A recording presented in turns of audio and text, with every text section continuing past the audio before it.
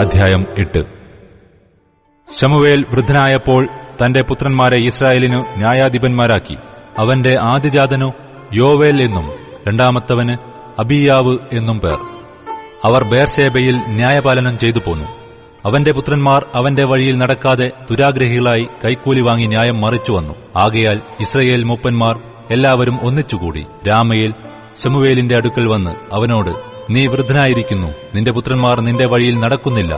ആകയാൽ സകല ജാതികൾക്കും ഉള്ളതുപോലെ ഞങ്ങളെ ഭരിക്കേണ്ടതിന് ഞങ്ങൾക്കൊരു രാജാവിനെ നിയമിച്ചു തരണമേ എന്ന് പറഞ്ഞു. ഞങ്ങളെ ഭരിക്കേണ്ടതിന് രാജാവിനെ തരണമെന്ന് അവർ പറഞ്ഞ കാര്യം ശമൂവേലിന് അനിഷ്ടമായി. ശമൂവേൽ യഹോവയോട് പ്രാർത്ഥിച്ചു. യഹോവ ശമൂവേലിനോട് അരുളി ചെയ്തതെന്തെന്നാൽ, ജനം നിന്നോട് പറയുന്ന സകലത്തിലും അവരുടെ അപേക്ഷ കേൾക്ക. അവർ നിന്നെയല്ല, ഞാൻ അവരെ ഭരിക്കാതെ വണ്ണം എന്നെയാകുന്നു ത്യജിച്ചിരിക്കുന്നത്. ഞാൻ അവരെ മിസ്രയീമിൽ നിന്ന് പുറപ്പെടുവിച്ച നാൾ മുതൽ ഇന്നുവരെ അവർ എന്നെ ഉപേക്ഷിച്ചും അന്യദൈവങ്ങളെ സേവിച്ചും കൊണ്ട് എന്നോട് ചെയ്തതുപോലെ നിന്നോടും ചെയ്യുന്നു. ആകയാൽ അവരുടെ അപേക്ഷ കേൾക്ക.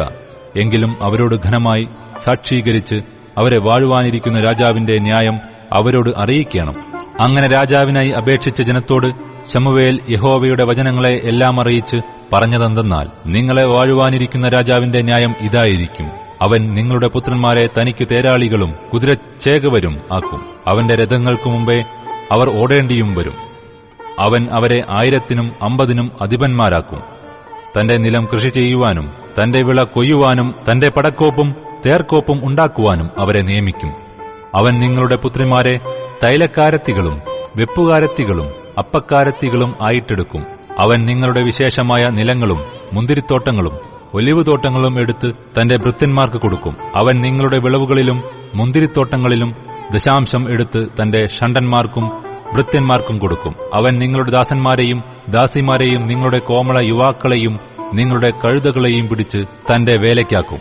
അവൻ നിങ്ങളുടെ ആടുകളിൽ 10-1 എടുക്കും. നിങ്ങൾ അവനു ദാസന്മാരായിത്തീരും. നിങ്ങൾ തിരഞ്ഞെടുത്തിരിക്കുന്ന രാജാവിന്റെ നിമിത്തം നിങ്ങൾ അന്ന് നിലവിളിക്കും. എന്നാൽ യഹോവ അന്ന് ഉത്തരമരുളുകയില്ല.